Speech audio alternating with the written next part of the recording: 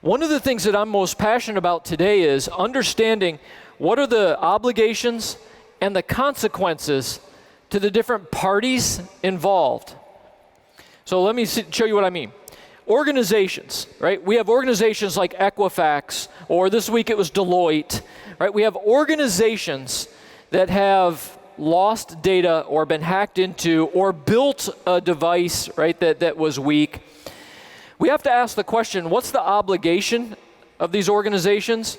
And then what are the consequences to them when they make mistakes? And we have to ask in every one of these bullet points, what are the laws that we need to get put in place?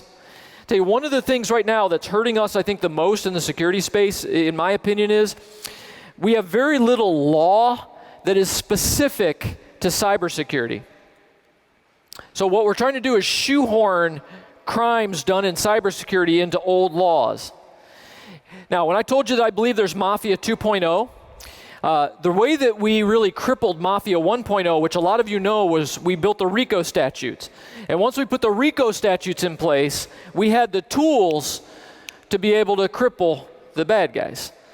All right? But we don't have the same equivalent in cyber right now. We do not have the same equivalent of RICO that's tuned to the cyber world.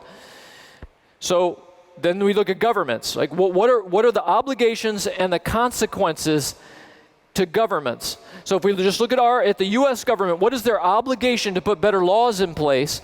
What are the consequences when 100,000 names get stolen from the IRS?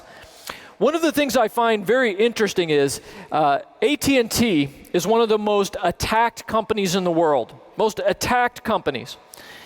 There was a time a couple years ago, AT&T had some records stolen, and the FCC fined AT&T $25 million. Now, at the same time that the FCC was fining AT&T $25 million, the U.S. government had two different organizations or departments that were hacked into that lost way more records than AT&T. And my question was, well, who's fining the U.S. government then? Because magically they didn't get fined. Right? So let's go on. Inventors and builders, right? The people who invent and construct technology that we depend on, what are their obligations and what are their consequences when things don't go right? Or the leaders of organizations. Right now, you might have noticed at Equifax, both the CIO and the CISO both got fired. Right? But I'm curious about what are the obligations and what are the consequences that we should be looking at for leaders. Yeah, and the CEO's gone too? Yeah, an hour ago. Cool. Yeah, but you wonder what will be the practice from now on, right, for leaders. And then finally, the public.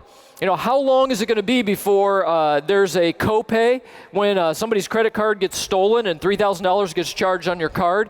How long until there's a 20% copay so that the person who gets, the credit card got stolen has to pay? Because right now there's no penalty when somebody's credit card information gets stolen, which means people don't care if they stick their credit card in a skimmer. Most people don't even know what skimmers are out in the public. And they don't need to know what a skimmer is because they're not having to pay. There's no consequences. Right, so I think in the future, if we're going to make things better, set aside all the technology improvements, we're going to have to get a much better model put in place for this, right? What are the obligations and consequences for all of these parties? I love this quote, and I just want to end on this, right? You're free to choose, but you're not free to alter the consequences of your decisions.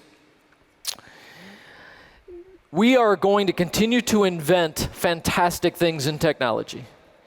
We have got to get a little bit smarter about being able to predict what the collateral damage is or what it is that the criminal element is going to do with each of these technologies.